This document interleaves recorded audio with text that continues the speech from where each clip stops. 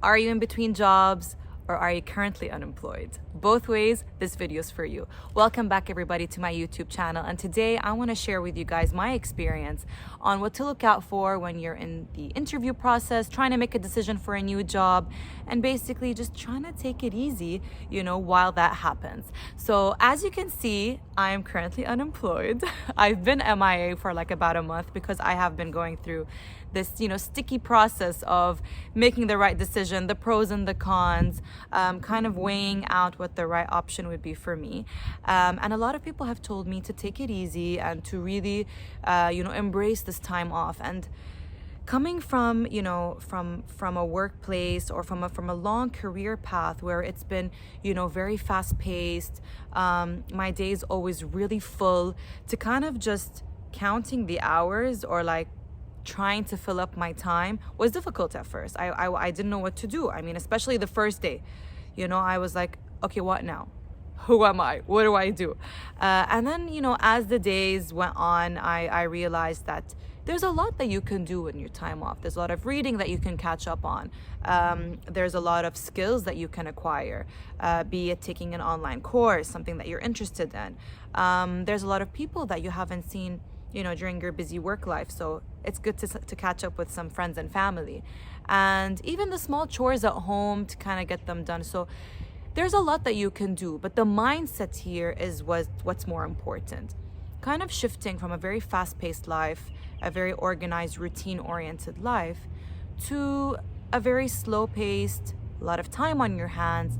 And at the same time, if you are looking for a job, the interview process, the recruitment process, making the decision, the rejection, the anticipation, knowing if you got accepted or not, prepping for the interview, every single interview takes a toll because you're kind of like marketing yourself. You're trying to nail a job. You're trying to show the employer how much value you can add and how much you can learn from their company. So it's stressful. It's really stressful.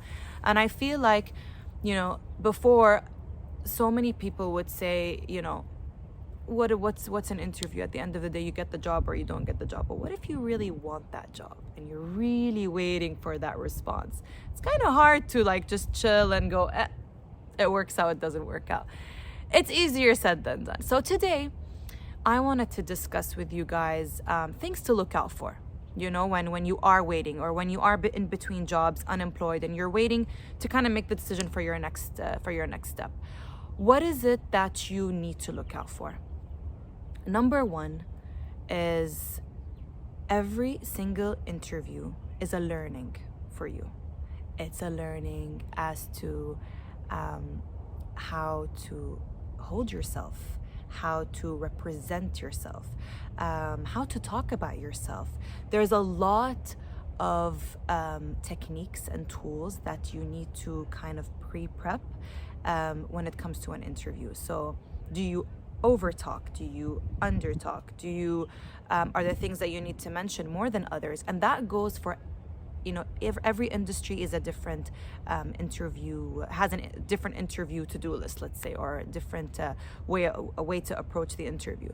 But I feel what is the most common denominator between all interviews is really be yourself.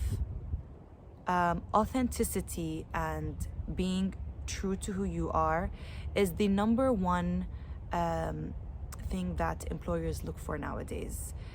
Being true to yourself, being real with yourself, showing them exactly who you are so they can also make the decision. Because what you find is sometimes people oversell themselves, and then when they take the job, it's like, can I actually do this? Or the employer goes, but you said that you could. So cut the chase and just be real and be exactly who you are. And when you get hired, it's because you really deserved, that role. That's number one. Number two, make sure that you know what the company is about. The history, their values, their vision, their successes, their turning points. It's very important when you are being interviewed is that you've done your research.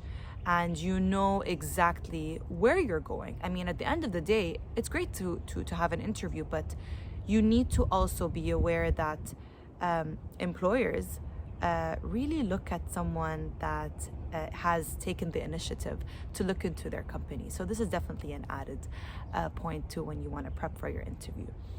Number three, prepare some questions.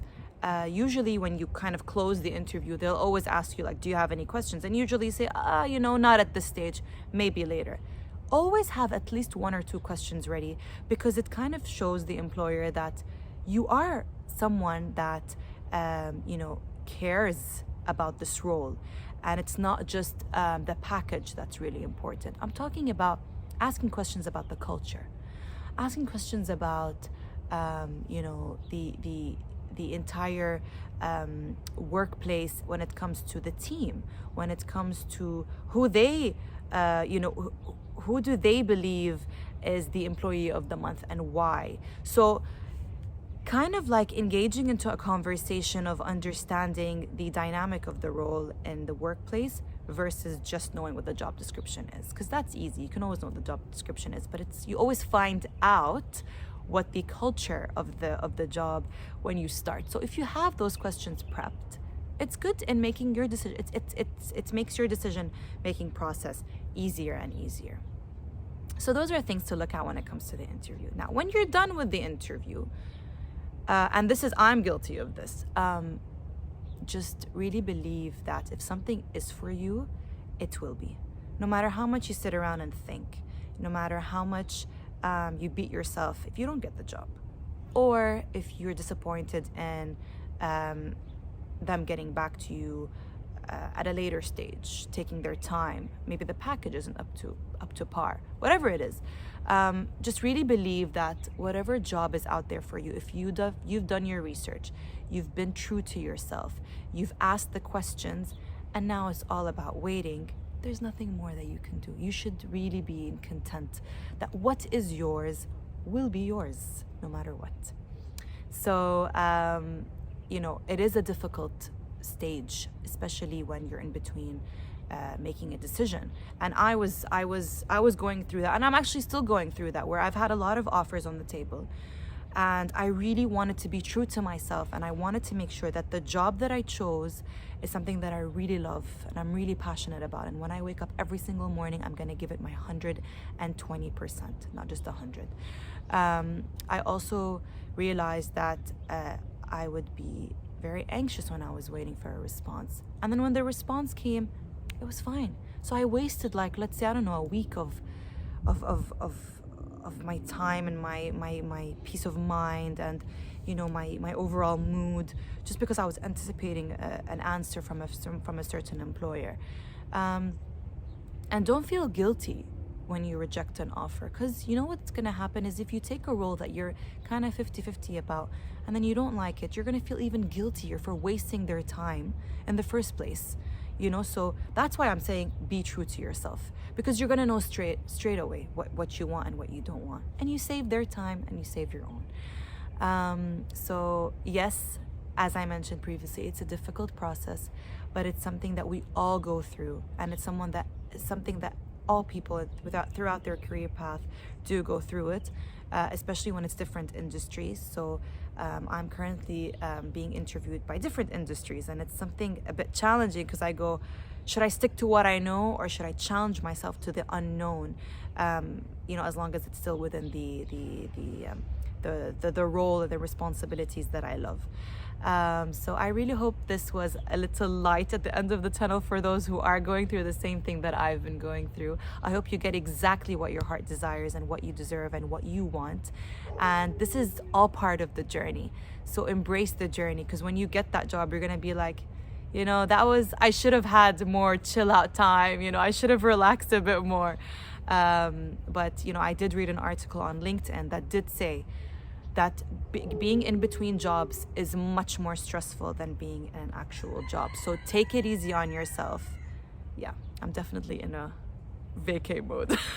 There's like a dog barking and a chicken. What does a chicken do?